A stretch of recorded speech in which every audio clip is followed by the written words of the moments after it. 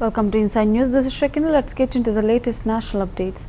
Delhi Chief Minister Rekha Gupta, accompanied by Delhi Minister Parvesh Verma and BJP MP from Puri, Sambit Patra, visited the Jagannath Temple in Odisha's Puri as part of a spiritual and cultural engagement. During her visit, she expressed her gratitude for the opportunity to visit the Rawat Temple and have darshan of Lord Jagannath for the first time since assuming office. Chief Minister Gupta prayed for the success of the nation's and Delhi's progress under the leadership of Prime Minister Narendra Modi. She emphasized the importance of working together to build a developed Delhi. परम सौभाग्य है मेरा कि दिल्ली की मुख्यमंत्री की जिम्मेवारी लेने के बाद आज पहली बार मेरा पूरी धाम आना हुआ और प्रभु के दर्शन मैंने किए। आज का अमावस्या का दिन प्रभु चरणों में मैंने यही प्रार्थना करी कि प्रभु पूरे देश को और दिल्ली को जिस प्रगति के पथ पे नरेंद्र मोदी जी के नेतृत्व में हम ले जाने का प्रयास कर रहे हैं वो सदैव प्रशस्त रहे। मैं आज प्रभु के चरणों में बहुत बहुत धन्यवाद करती हूँ कि उनके आशीर्वाद से दिल्ली में हम सब मिल कर के विकसित दिल्ली के लिए काम करने का शुरुआत कर रहे हैं। और मैं प्रत्येक उड़ीसा वासी को और दिल्ली में रह रहे मेरे उड़िया भाई बहनों को उत्कल दिवस की बहुत ढेर सारी बधाई देती हूँ, शुभकामनाएं देती हूँ और प्रभु का आशीर्वाद हम सब पे यूं ही बना रहे और देश प्रगति की राह पे चलता रहे। कैसे मनाया जाएगा उत्कल दिवस? भव्यता के साथ। और पहली बार दिल्ली सरकार ने भी ये निर्णय लिया है कि हम उड़ीसा दिवस धूमधाम से मनाएंगे। और थोड़ा उन्नति के बारे में बताइए, दिल्ली में रहने वाले जितने भी उड़िया हैं उनका उन्नति कैसे हो सकता है? दिल्ली देश की राजधानी है। अलग अलग प्रांतों से लोग बहुत सारे सपने संजो के वहाँ पहुँचते हैं और हजारों उड़ीसा से आए हुए परिवार दिल्ली को गति देने में काम कर रहे हैं। मैं उन सब को यही कहना चाहती हूँ कि वो दिल्ली का एक अभिन्न हिस्सा है और उनके सुख दुख में दिल्ली सरकार साथ खड़ी है। उनके भविष्य को संरक्षित करते हुए उनकी समृद्धि के लिए काम। Union Minister of Commerce and Industry Piyush Goyal addressed the seminar titled at India at the new global manufacturing hub, where he discussed a key aspect related to India's growing potential as a global manufacturing powerhouse. He emphasized the importance of robust arbitration mechanisms in resolving disputes efficiently, which can help reduce judicial delays. While acknowledging concerns about the quality of arbitration, Goyal noted that such issues would need reflection and more improvement. Piyush further stated that as India continues to grow, disputes and disagreements are inevitable, but resolving them effectively through streamlined process would significantly boost the country's ambition to become a global manufacturing hub. Arbitration mechanisms are robust. Arbitration is a mechanism that can cut down a lot of judicial delays if both parties are sincere in their acceptance of arbitration results. Of course, sometimes there are concerns about the quality of arbitration. It's often a matter of deep concern for us in government for two reasons: whether the government was able to present its case smart enough and well enough before the arbitrators, and second, whether the arbitration truly carried justice or was over-influenced by the influence of large corporates or larger international thinking. And therefore, I think it's a cause which we will have to all reflect on. How arbitration can be made more robust, how it can generate confidence in all the stakeholders, and how we can look at making arbitration and mediation much more popular in our working, both inter-se companies or with the government and corporate on two sides. And I do believe that if India continues to grow the way it is, and we continue to power on our manufacturing ecosystem the way we are hoping to, we will obviously have disputes, we will obviously have areas of disagreement, and if we can keep the courts unclogged, our desire to become a global manufacturing hub will get a big boost.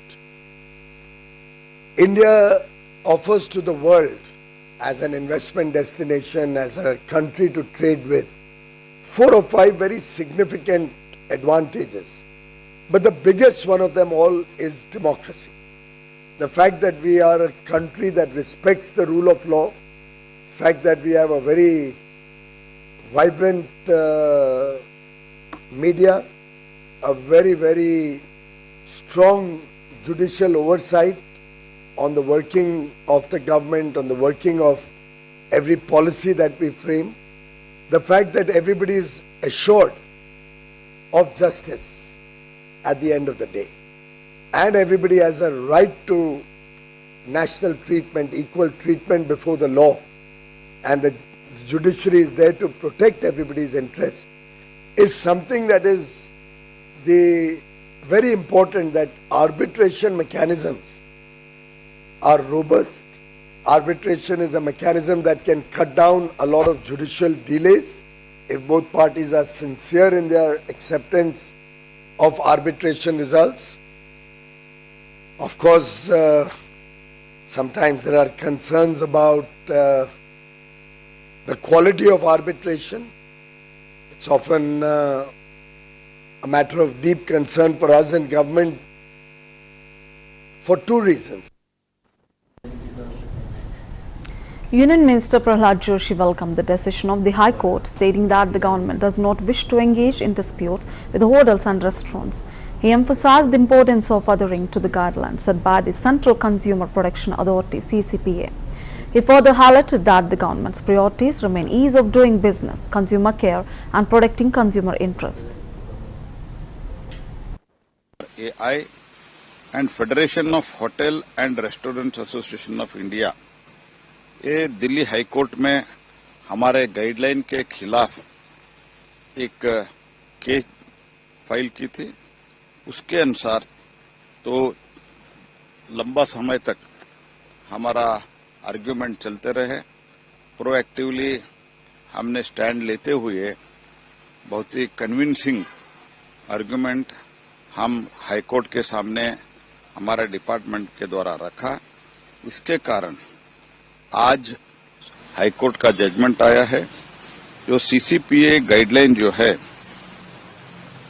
Service charge hotel में, restaurant में न charge करने का हमारा जो guideline था, उसको upheld किया है और एक कंज्यूमर के ऊपर ऑप्शनल है। कंज्यूमर चाहते हैं तो दे सकते हैं, कंज्यूमर नहीं चाहता है तो वो इनकार कर सकते हैं। और इसके साथ ये भी कहा है कि कंज्यूमर प्रोटेक्शन अथॉरिटी ये सिर्फ गाइडलाइन इशू करने के लिए नहीं है, इसके पास पावर है। They have the power to protect the interest of the consumer. ऐसे व्याख्यान भी हाईकोर्ट ने किया है। तो इसलिए इसके साथ ही साथ हाईकोर्ट ने ये भी कहा है, court said such practice amounts to unfair trade practice. Court ने कहा है ये अनफेयर ट्रेड प्रैक्टिस है।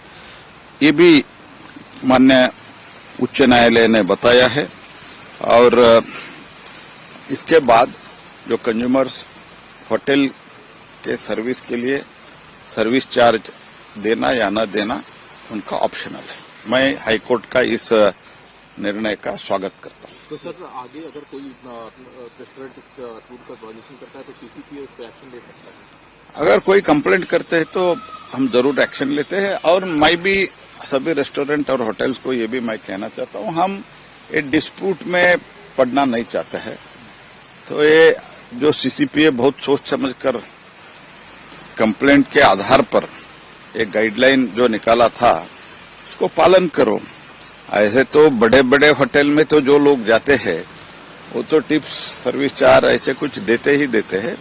तो इसलिए डिस्प्यूट में न पड़े, ये अच्छा नहीं लगता हमको भी, क्योंकि जैसे मैंने शुरुआत में कहा, ईज ऑफ डूइंग बिजनेस और उसी के साथ consumer care and consumer interest, ये दोनों हमारा प्रायोरिटी है। सिर्फ हम ये नहीं कहते कि कंज्यूमर का ही इंटरेस्ट या सिर्फ बिजनेस का ही इंटरेस्ट, ये दोनों नहीं, हमारा बैलेंस्ड अप्रोच है।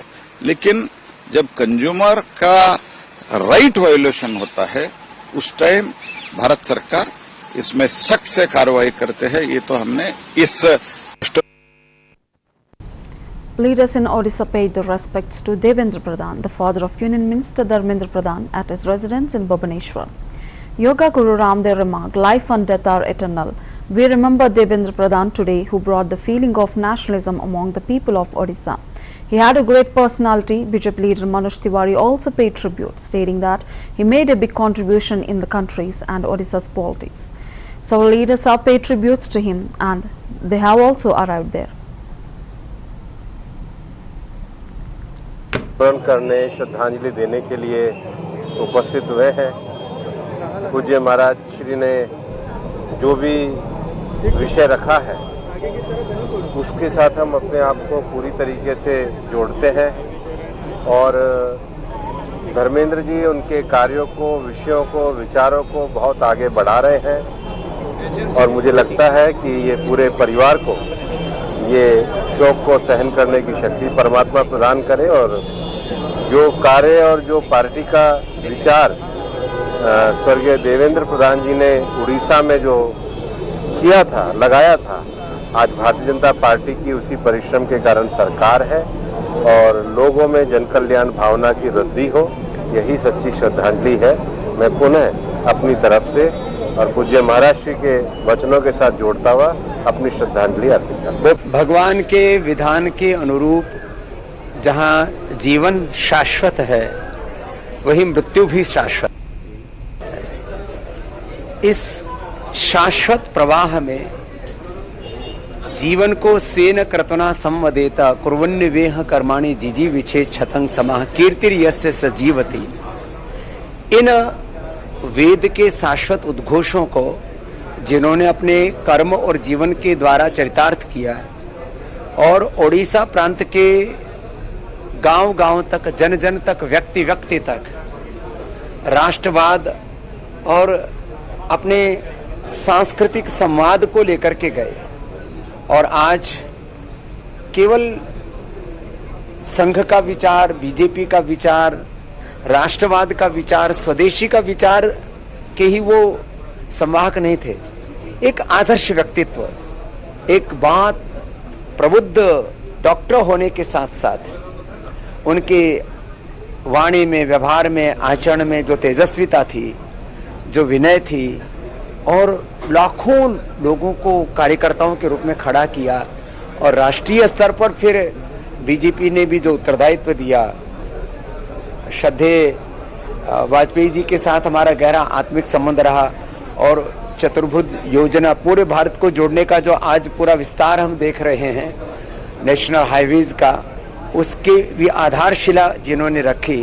तो एक इतना विराट व्यक्तित्व जिनके जीवन में इतना कृतित्व रहा, उनके कृतित्व को, उनके व्यक्तित्व को, उनके चरित्र को आज द्वादशाह पर प्रणाम करने, उनको अपनी श्रद्धांजलि देने और उनके आत्मा के भगवत शरणागति की प्रार्थना करने के लिए आज हम यहाँ उड़ीसा में पूरे परिवार को और खास करके प्रधान जी को। Maharashtra Congress leader Vijay Wadetiwar, while interacting with the media, commented on Prime Minister Modi's upcoming visit to the RSS founder K.B. Hegdewar Memorial in Nagpur. He expressed his views on the significance of the visit and its potential impact on the political landscape, questioning the intentions behind the Prime Minister's planned trip. Wadetiwar's remarks highlighted the ongoing political discourse surrounding the RSS and its influence in the country's governance. संघाचे 100 वर्ष म्हणजे भारताच्या इतिहासातील 100 वर्षाचा मला वाटतं की दरी निर्माण करणारा, दोन समाजामध्ये दुही निर्माण करणारा असाच इतिहास राहिला आहे। पूर्वी संघ आणि मुस्लिम लीग काही काळ एकत्र आले होते, स्वातंत्र्यापूर्वी, स्वातंत्र्यानंतरही होते। हा काही इतिहास काही नवीन नाही. संघाची भूमिका परिस्थितीनुसार बदललेली आहेच. आता मी संघावर अधिक बोलण्याची मला गरज वाटत नाही, कारण संघाचा अजेंडा जो आहे या देशातील विभाजनाचाच अजेंडा आहे. त्यामुळे विभाजनाच्या अजेंड्यावर मी काय बोलणार. खरं तर काँग्रेसची विचारधारा ही सर्व जात धर्म पंथांना घेऊन चालणारी आहे आणि संघाची विचारधारा एका विशिष्ट विचारापुरती आहे. उजवी विचाराचं पुरस्कर्ते संघ आहे आणि त्यांना जर 100 वर्ष स्थापनेला होत असतील तर पुढची भूमिका संघाची बदलेल 100 वर्षानंतर अशी अपेक्षा ठेवूया. नक्कीच आहे. पंतप्रधान पहिल्यांदा मला वाटतं की अनेक दिवसांनी 12 वर्षांनी आता संघ मुख्यालयात येत आहे. म्हणजे पंतप्रधानांचा प्रवास काय म्हणतात त्याला सूर्योदयापासून आता सूर्यास्ताकडे चाललेला हा दिसतोय. याचं कारणही असं समजायला हरकत नाही की आता पुढच्या 75 वर्षानंतर पंतप्रधान मोदींना कदाचित त्यांच्या पुढे कुठे त्यांचा पक्ष आणि संघ ठेवणार या संदर्भात ही चर्चा असू शकेल. पण एक लक्षात घेतलं पाहिजे की पंतप्रधान झाल्यानंतर 12 वर्ष किंवा 11 वर्ष पंतप्रधान कधी संघ मुख्यालयात आले नाही. आत्ता येत आहेत म्हणजे त्यांच्या मागे विजयामागे नरेंद्र मोदींचा करिश्मा नसून संघाचा करिश्मा आहे. कदाचित नरेंद्र मोदी साहेबांना पटलं असावं म्हणून संघात. Goa Chief Minister Pramod Sawant addressed the Shigmotsav program in Sankelim, highlighting the cultural significance of the festival. He emphasized the importance of preserving and celebrating Goa's rich traditions while encouraging community participation in the festivities. सदोदित समेस्त साखळेकरांचे आमचे म्युनिसिपालिटीचे chairperson आणि counsellors हांचे सगळ्यांचे खूप व्हड योगदान आसा. साखळीतल्या लोकांचे योगदान आसा. साखळेकरांनी आनीकूय योगदान दिले आसत जाल्यार साखळी शहर हे पुराय देशातले म्हणा 1 नंबरचे शहर करपा खातीर तुमच्या सगळ्यांच्या सहकार्याची अपेक्षा आसा. हांव 1 नंबरचे इतक्याच खातीर म्हणटा की सगळ्यात लहान शहरापैकी KG to PG म्हणजे KG पासून पोस्ट ग्रॅज्युएट पर्यंत एड्युकेशन दिवपी आमचे साखळी शहर आसा. कारण गव्हर्नमेंट कॉलेजीत पोस्ट ग्रॅज्युएशन एड्युकेशन सुरवात जाल्ले आहा. हांगासर 3 पोस्ट ग्रॅज्युएट नवीन कॉलेजी आमच्या साखळीत सुरू जाल्ल्यो आसा. साखळी GM सर्क्युलर इन्स्टिट्यूट आसा. आनीक थोड्या दिसांनी साखळी शहर इज द एड्युकेशन सिटी म्हणून वळखले वतले. ही खरी म्हणजे अभिमानाची गजाल साखळेकरां खातीर आसा.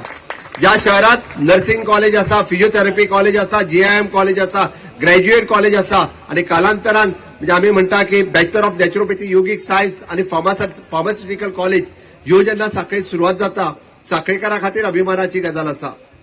साखळी शहरात कितें ना ते म्हाका सांगात. साखळी शहरात स्विमिंग पूल आसा, इंडोर स्टेडियम आसा. साखळी शहरात आउटडोर स्टेडियम आसात. साखळी शहरात प्रायव्हेट क्रिकेट स्टेडियम जालो. साखळी शहरात तशें पळोवंक वचत जाल्यार सुंदर अशें मार्केट आसा, जिम आसा. साखळी शहरात रवींद्र भवन आसा, कम्युनिटी हेल्थ सर्क्युलर हॉस्पिटल आसा. ज्या कम्युनिटी हेल्थ सेंटरान ऑप्थॅल्मिक सर्जरी ज्या लोकांक बांबोळे वयचे पडटाले ती कॅट्रॅक्ट आणि ऑप्थॅल्मिक सर्जरी 1000 सर्जरी आमच्या सायडीकच्या आशिल्ल्या या साखळीच्या लहानशा हॉस्पिटलात परफॉर्म करपी आमच्याकडे दोतोर आसात. ते शहर आणि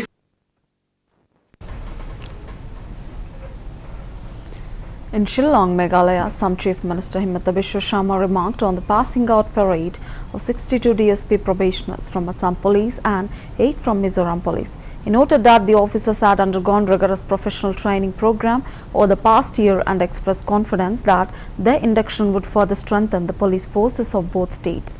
He also conveyed his hope that they would serve with dedication and integrity, contributing to the security and welfare of the state and the nation. The passing out parade of 62 DSP probationers from Assam Police and 8 DSP probationers from Mizoram Police. Last 1 year, they have undergone a very professional training program. I believe their induction in the police force in both Assam and Mizoram will strengthen the force further, and I hope that they will serve with the commitment and with the honesty for the state and for the nation. Sir, recently Meghalaya CM held in assembly for burning at police, and Assam and Meghalaya equal responsible. What you say? Yes, he has spoken to me. Bornihar, as you know, belongs to both Assam and Meghalaya. Obviously, we have shared responsibility, and I will work with the government of Meghalaya to see that the pollution levels comes down. BJP MP Anurag Thakur paid tribute to former Union Minister Dr. Debendra Pradhan in Bhubaneswar, stating that his passing was a significant loss for the BJP and the nation. He acknowledged the Pradhan's contributions to the party, both in Odisha and across the country, noted that his demise was an irreparable loss. Thakur also mentioned that he was lost at deeply felt and by Dharmendra Pradhan and his family, as well as the entire party leadership.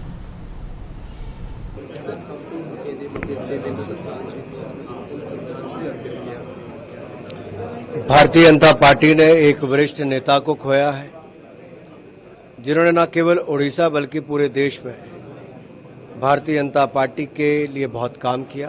पूर्व केंद्रीय मंत्री, पूर्व हमारे राष्ट्रीय उपाध्यक्ष स्वर्गीय देवेंद्र प्रधान जी के जाने की जहां एक और भाई धर्मेंद्र प्रधान जी और उनके परिवार को क्षति हुई है, वहीं पर पूरे देश को और भारतीय जनता पार्टी को क्षति है। एक लंबा जीवन, साफ सुथरा, ईमानदारी भरा जीवन, और वो जीवन जो समाज के लिए, संगठन के लिए और उड़ीसा के लिए समर्पित था। आज एक ऐसा नेता, एक ऐसे वरिष्ठ जन हमें छोड़कर गए हैं जिनकी क्षति को पूरा करना असंभव है। इस दुख की घड़ी में हम प्रधान साहब के पूरे परिवार के साथ हैं और देश भर के कार्यकर्ता हो, नेता हो, आम जनमानस हो, सब उनकी दुख की घड़ी में उनके साथ खड़े हैं। मैं इतना ही कहूंगा, जो इस रास्ता वो हमें दिखा कर गए, उस रास्ते पे हम सब चलेंगे और जहां एक और भारतीय जनता पार्टी को मजबूत करेंगे, वहीं पे देश को आगे ले जाने का काम भी करेंगे। Rajasthan Chief Minister Bhajanlal Sharma took part in the Development and Good Governance Festival, organized as part of the Rajasthan Day Weekly Festival, emphasizing the state's commitment to progress. He stated that under Prime Minister Modi's leadership, the government remains dedicated to ensuring development and good governance. Bhajanlal further highlighted that the state government had laid the foundation stone for development projects worth over 10,000 crore rupees. Criticizing the Congress, he remarked that the party had historically taken advantage of the poor and labourers without genuinely working for their welfare. नहीं पहचानेंगे, अंतिम पायदान पर खड़ा व्यक्ति को क्या आवश्यकता है? बिजली, पानी, शिक्षा, चिकित्सा अगर इनको ठीक प्रकार से नहीं दे पाएंगे तो जनता को कैसे भला हो सकता है? मैं आपसे इतना ही कहना चाहता हूं, हमारी माननीय प्रधानमंत्री जी की प्रेरणा लेते हुए हमारी सरकार में प्रदेश में सुशासन के लिए कृत संकल्प है। इसी दिशा में कदम बढ़ाते हुए आज हमारी डबल इंजन की सरकार ने, जैसा मैंने बताया, 10,000 करोड़ रुपए के कार्यों का शिलान्यास और लोकार्पण किया है। हमारे यहाँ जिस गति से शिलान्यास और लोकार्पण हो रहे हैं, वे हमारे काम करने की गति को दर्शाते हैं। आज मैं कहना चाहता हूं, हमारे पत्रकारों को हमारे प्रजातंत्र का चौथा स्तंभ कहा है, और इसलिए मैं कहना चाहता हूं, मैं पत्रकारों के कार्य और उनकी भूमिका को बखूबी समझता हूं। वे हमारे लोकतंत्र के प्रहरी हैं। मैं जानता हूं कि हमारे पत्रकार भाई बहन किस प्रकार कठिन परिस्थितियों में अपने दायित्वों का निर्वहन करते हैं। उनके श्रम और समर्पण को सम्मान देते हुए हमारी सरकार पत्रकार हेल्थ कवरेज RJHS योजना लाई है, जिसका आज हमने शुभारंभ किया है। मैं सभी पत्रकार भाइयों को बहुत बहुत शुभकामनाएं देता हूं। इस योजना से हमारे पत्रकार बंधु स्वास्थ्य पर होने वाले आकस्मिक खर्च की चिंता से मुक्त हो सकेंगे और अपने कर्तव्यों का ज्यादा बेहतर तरीके से निर्वहन कर सकेंगे। हमारे सरकार गांव और शहरों की तस्वीर बदलने वाली है, नीतियां लेकर आई है और उन्हें जल्दी ही से जल्द धरातल पर उतारने का काम हमारी सरकार कर रही है। आपने देखा होगा, हमारी जो नीति है हम नीति बना करके काम करना चाहते हैं। लगातार हर क्षेत्र में हमने नीति बना करके हमारी सरकार काम कर रही है। और इसलिए, क्योंकि नीति इसलिए नहीं बनाते क्योंकि नीति बनाने में वो ऐसे लोगों का काम नहीं कर सकते। हम नीति के आधार पर चलते हैं और नीति के आधार पर काम करते हैं। यही हमारी सरकार की पहचान है। आप देखिए, हमने पिछले महीने ही पेश किए गए बजट में पंडित दीनदयाल उपाध्याय शहरी विकास योजना की घोषणा की थी। आज इस योजना के दिशा निर्देश भी हमने जारी कर दिए हैं। मैं आपसे एक ही बात कहना चाहता हूं, ये कांग्रेस हमेशा गरीब किसान मजदूरों का फायदा उठाती रही। इसने कभी गरीब की तरफ मुड़कर के नहीं देखा। लेकिन मैं कहना चाहता हूं उस किसान के लिए, जो किसान दिन रात मेहनत करता है, खेती करता है, मजदूर दिन भर मजदूरी करके अपने बच्चों को पालता है, हमने दिशा निर्देशित किया है हमारे सभी एसडीएमओ को। जनता के काम को हम नहीं पहचानेंगे। अंतिम पायदान पर खड़ा व्यक्ति को क्या आवश्यकता है? बिजली, पानी, शिक्षा, चिकित्सा। Bihar Deputy Chief Minister Vijay Kumar Sinha stated that tributes had been paid to the respected figure, acknowledging him as a role model and a source of inspiration for future generations. He emphasized the pride felt in his legacy and expressed deep admiration for his contributions.